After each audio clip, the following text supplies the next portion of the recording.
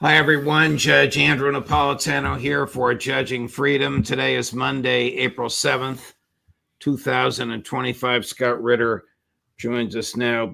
Scott, before we get to war, the imminence, likelihood or not, of war between the United States and Iran, General Cavoli recently testified before Congress praising the professionalism of the Ukraine military and its improvements. Now, I don't know what is to be gained by this. Is there any basis for such a statement? We'll run the clip for you in just a minute. I mean, I watched it, and I watched his testimony.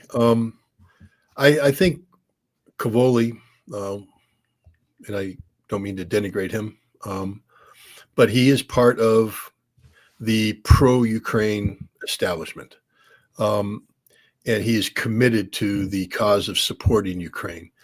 And right now, the most important thing for the Ukrainians is to have U.S. support continue, political support, financial support, military support.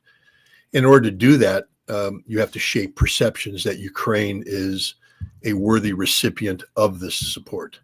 And so you need to reverse the narrative of Ukraine floundering, Ukraine losing, Ukraine being defeated catastrophically in Kursk, etc.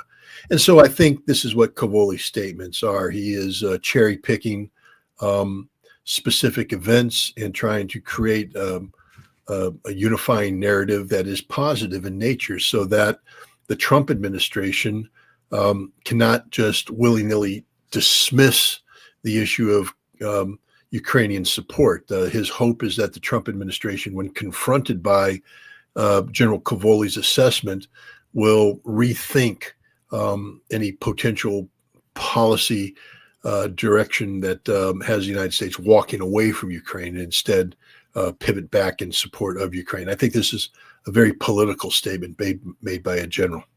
Chris, cut number 10, please. Since then, you know the trajectory, sir. They went from being basically Minutemen with javelins stopping a Russian invasion to being an organized force that is increasingly able to generate force in a reliable and predictable fashion. Very difficult to do, especially on the fly. It's taken a couple of years to get it going. And they've developed a defense industry that is producing many of their own munitions right now. In fact, I would say they're the world leaders in one-way attack drone technology. World leaders in one-way attack drone technology. What does that mean? This is the FPV, or first-person viewpoint drones. These are the kamikaze drones that we see, the very inexpensive quad copters that have an RPG warhead or some explosive device attached to it with a impact fuse mechanism and a camera, and they fly out there and they're hunting down the people. This, if you look at the videos, these are the ones you see chasing people around. I would challenge General Cavoli and say, the Russians are pretty good at it too. But I'm not going to denigrate the Ukrainians.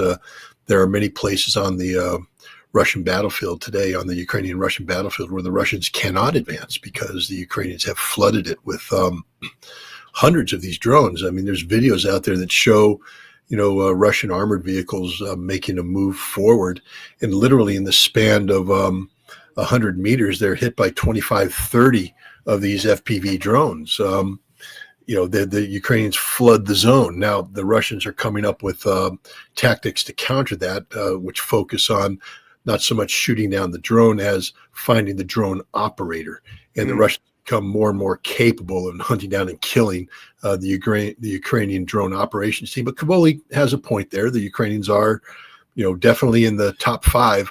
I'd say in the top 2 of this. I will take umbrage at his depiction of the Ukrainian army as being Minutemen. And today I remind General Cavoli, and he knows this very well, that the United States and NATO took over the training of the Ukrainian military back in 2015 we established the big training facilities in Western Ukraine. From 2015 till 2022, we brag ourselves that we trained a battalion of Ukrainians every 55 days to NATO standards to go to move east to kill Russians. We've been doing that since 2015. So it's a little disingenuous for General Cavoli to erase that history, to pretend that the Ukrainians started from scratch at the beginning of the war, Minutemen with javelins. No, they were NATO trained, NATO equipped, NATO standard military force then, which is one of the reasons why they were able to have the successes on the battlefield that they did have. What is the status of the invasion in Kursk? And is the United States intelligence community still targeting Russians and helping the Ukrainians aim at them?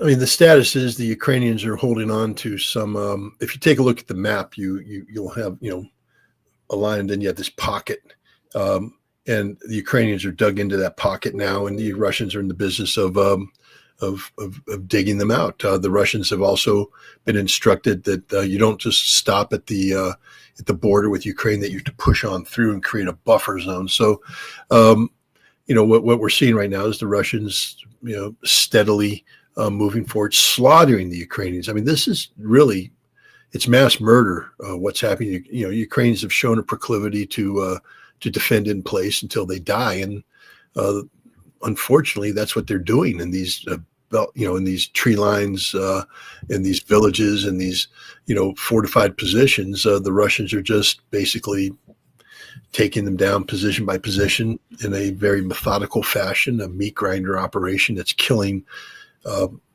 thousands of Ukrainians, and the Russians are, continue to press forward. It's not cheap. The Russians are losing people as well. I mentioned the armored vehicles that are getting swarmed by these FPV drones, and the Ukrainians are mass producing these drones, and they are getting these units out to the battlefield. And where they get these units out there is a period of time where the Russians, their entire operation comes to a halt, because you literally can't move without having one of these FPV drones come at you. And it's like a swarm of angry hornets, except these stings kill.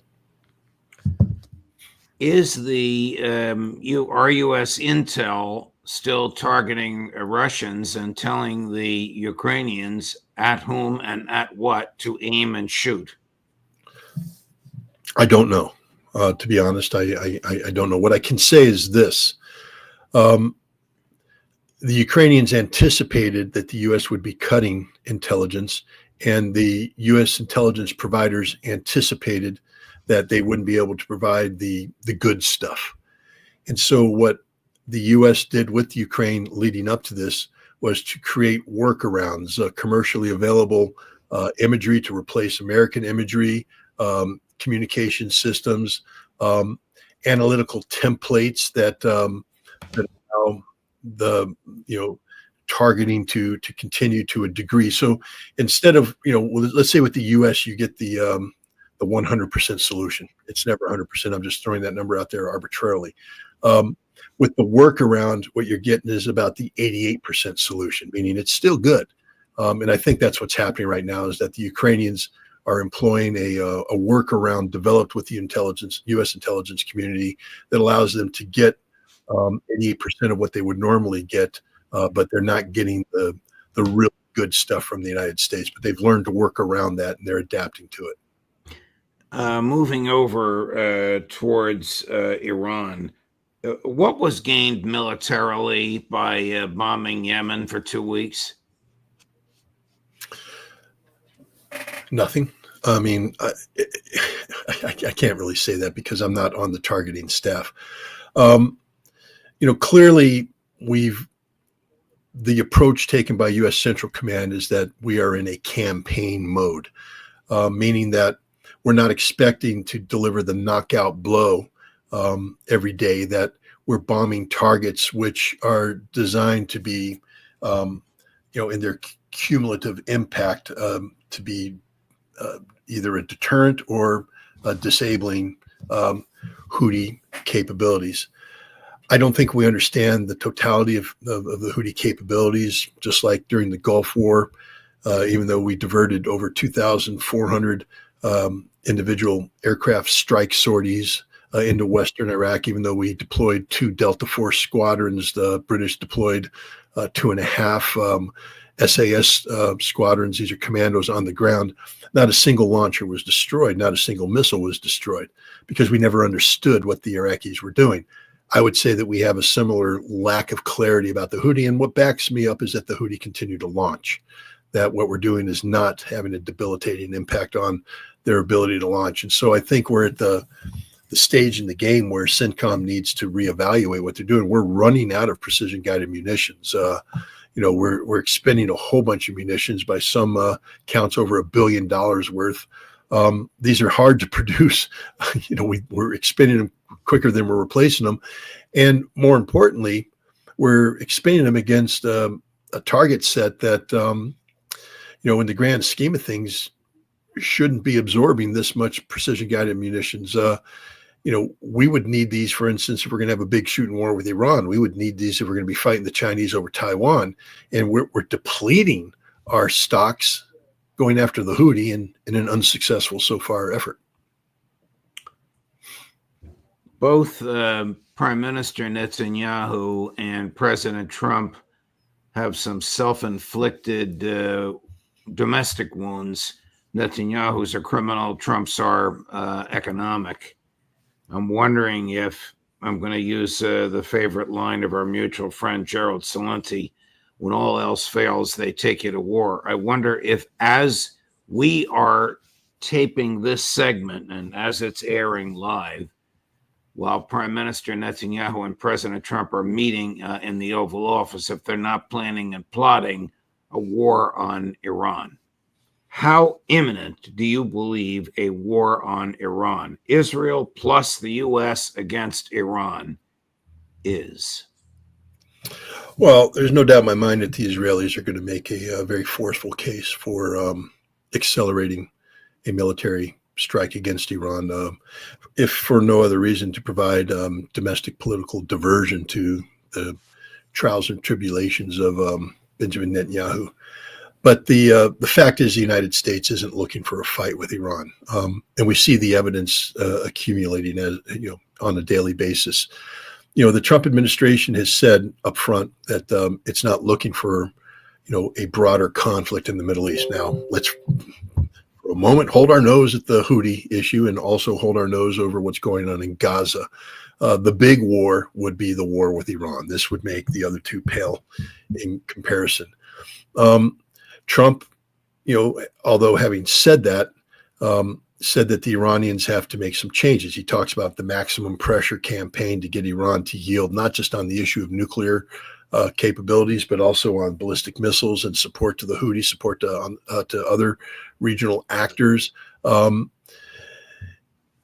then he sent a very aggressive letter to the Iranian leadership that was rejected by the Iranians. Now, there's a couple ways to look at this. One, this is just ham-fisted diplomacy. Two, it's a very clever move because I think Trump realizes that direct negotiations between the United States and Iran are impossible. Trump likes to be in control of negotiations, and the Iranians are just not going to allow him to take control and to dictate, the pace, the content, and the outcome. But Trump also realizes that void of negotiations, there will be a war that he doesn't want to fight. And so what he did is he opened the door for, what they call third-party negotiations. And the Iranians turned around and said, we're open to that. We're ready to meet with, third parties, but not the United States. We won't meet with the United States directly until which time the United States softens its tune. But the United States isn't going to soften its tune until there's a deal to be made. And Trump further opened the door by saying, all I'm interested in is nuclear. You resolve the nuclear issue, and we can talk about lifting sanctions and getting Iran back into, the family of nations. And what has happened? This week, Russia and China are going to be meeting with the Iranians to talk about the nuclear issue.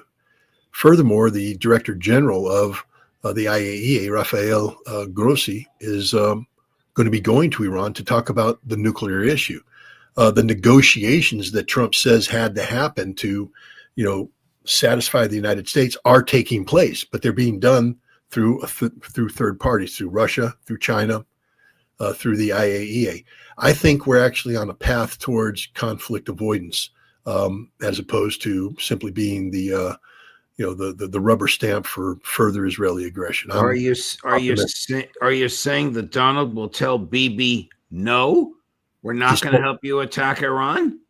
Well, he's told him that before, straight up, and that's the official policy of the United States. It's been that during the previous Trump administration. It's that during the Biden administration, and we're not here to go to war for Israel. The Houthi conflict, even though technically it's about Israel, because it could be solved in Israel, it's about international shipping. The justification for what we're doing against the Houthi can be separated from the Israeli context.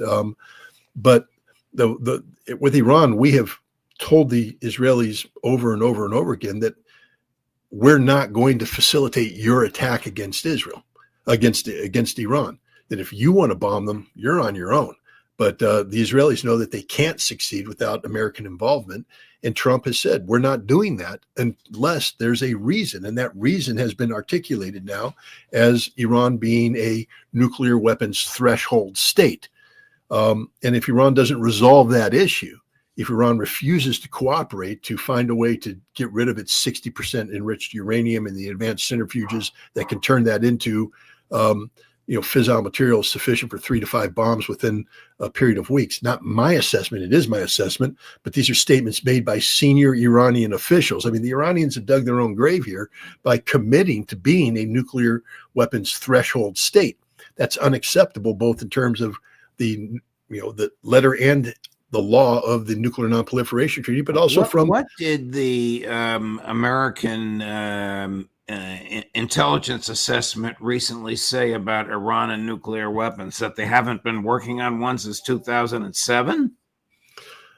What the U.S. intelligence community said is that there is no evidence that Iran is building a nuclear weapon, and that they said that the 2007 intelligence estimate that says that Iran stopped its nuclear program in 2003 is still valid.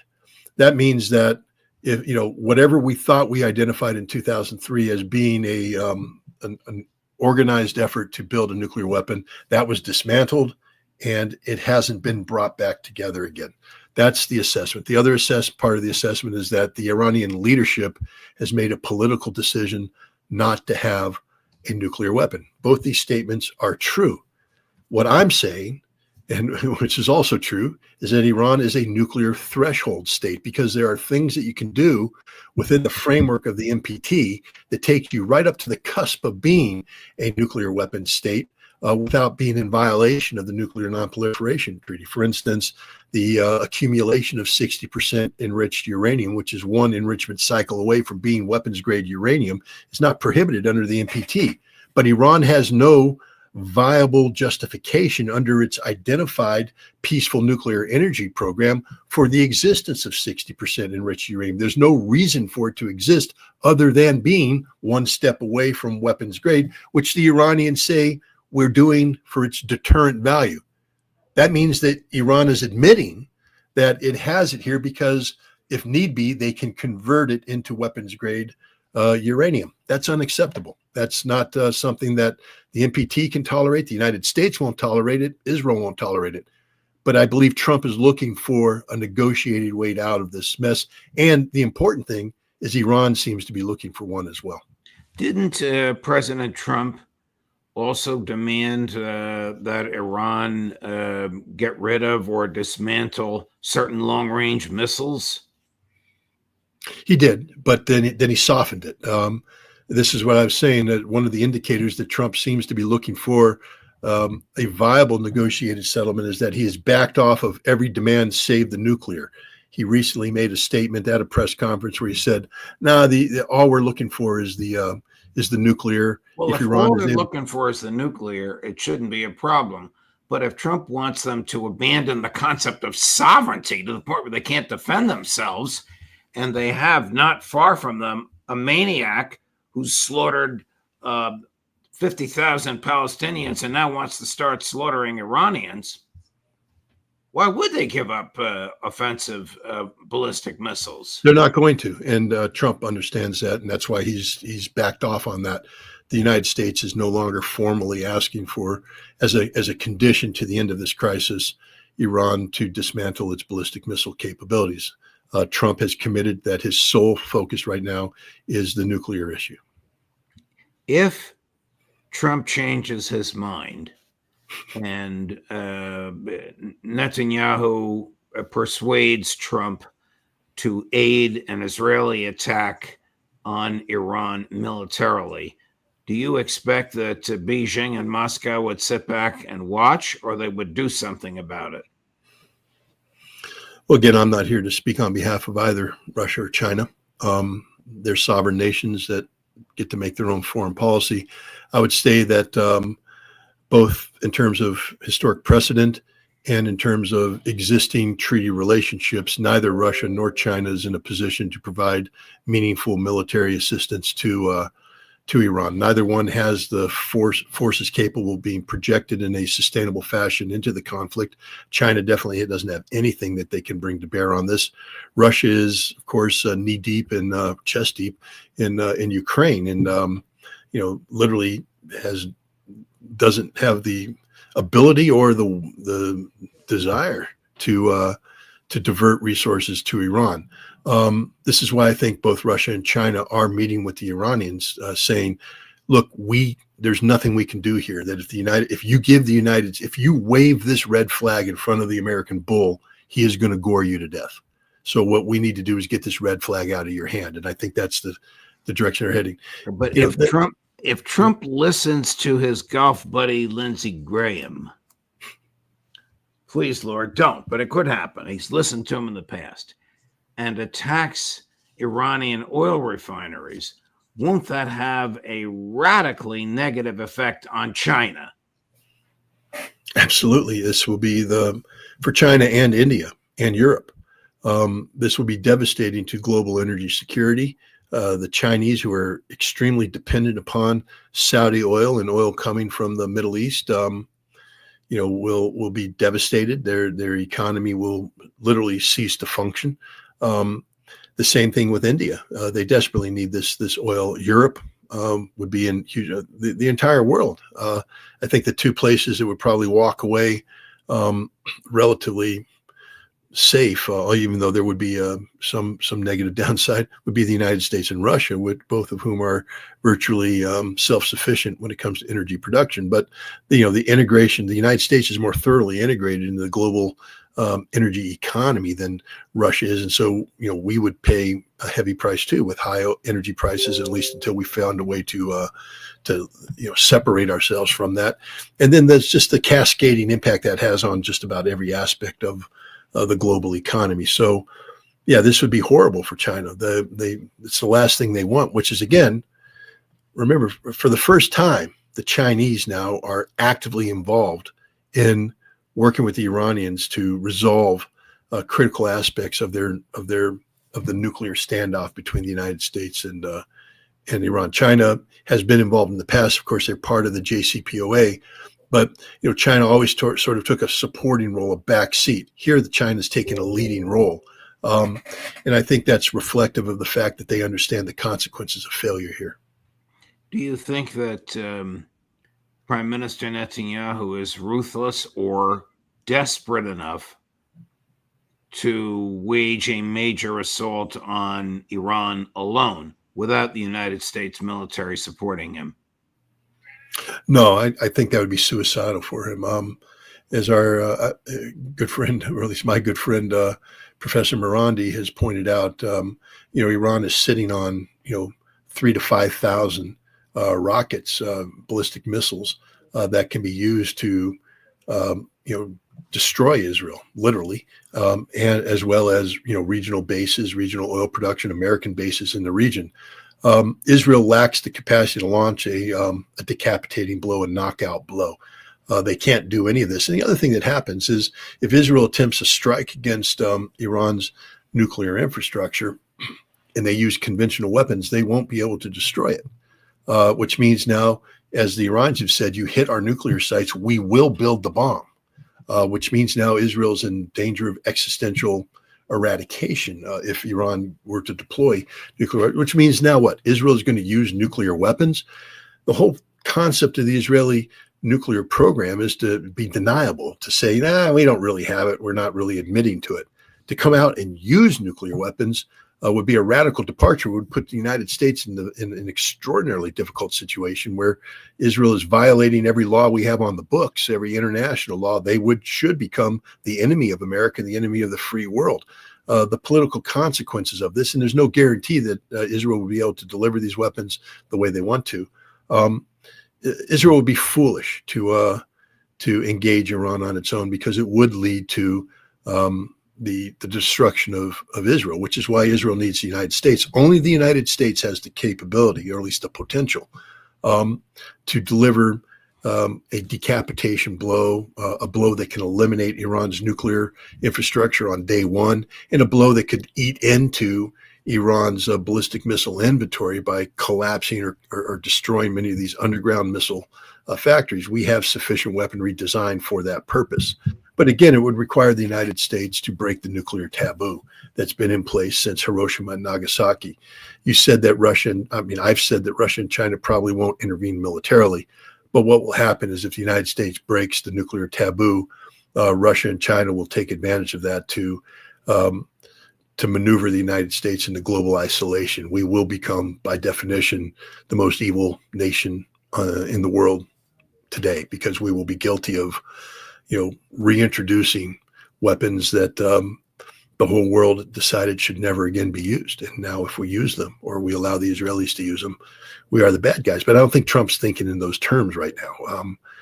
I think that Trump knows that if he is going to strike Iran, and again, I hope that it doesn't happen, but if he is going to, he has to take out nuclear facilities that can only be taken out by using low-yield American nuclear weapons. We have 90,000 troops in the Middle East. How vulnerable are they? If Iran were to launch a preemptive strike and get away with it, meaning that we didn't detect it and preempt their preemption, depending on the force allocation, because remember, Iran wants to keep something in reserve. But if Iran does a preemptive strike, they could do a tremendous amount of damage to Americans. We could lose thousands of Americans. It could be a death toll worse than Pearl Harbor, a death toll worse than 9/11. And why do we have 90,000 troops there? Well, because we have for many decades viewed the Middle East as one of the critical regions of the world. We maintain a naval presence in the Persian Gulf. We continue to maintain the ability to project power into Iraq. So we have forward basing in Kuwait. We have a major CENTCOM headquarters forward in Al Udeid Air Base in Qatar. We have bases in throughout Syria and Iraq that we use to as part of our anti-ISIS efforts. We have these facilities in there because we view the Middle East as our backyard. We've done so, just so you know, this isn't just a purely Trump thing. This is something that the Carter Doctrine initiated back in 1979 after the Soviet invasion of Afghanistan. Jimmy Carter created what we called then the Rapid Deployment Force. It later morphed into U.S. Central Command. But we basically said that we will become the police force of this region. This is one of the reasons why we ended up going to war against Iraq in 1991, because when Iraq invaded Kuwait in 1990, they threatened regional and global energy supplies. It's not just Iraq, a major oil producer in its own right, suddenly took over Kuwait, making it one of the largest producers. They threatened the eastern Saudi oil fields, or at least we created the perception of an Iraqi threat. And initially, George Herbert Walker Bush said it's about the oil. And when the American people went, nah, we ain't going to war for oil, then he changed it and said, well, it's really because Saddam Hussein is the Middle East equivalent of Adolf Hitler. The Americans went, oh, well, then we got to kill Hitler. But, it was really all about oil. And that's what it's been about for forever. This is about energy security. This is about securing one of the major oil and gas producing regions of the world, which is absolutely essential for the functioning of the global economy. And this is why we have American troops there. Scott Ritter, thank you, my dear friend. I appreciate deeply your vast knowledge and letting me take you all across the board with the questions. All the best. We'll look forward to seeing you again next week. Okay, thanks for having me. You're welcome. Coming up tomorrow at 8 in the morning, Ambassador Charles Freeman. At 1:30 in the afternoon, Professor Jeffrey Sachs. At 2 o'clock in the afternoon, Aaron Mate. At 3 in the afternoon tomorrow, Colonel Karen Kwiatkowski. Judge Napolitano for Judging Freedom.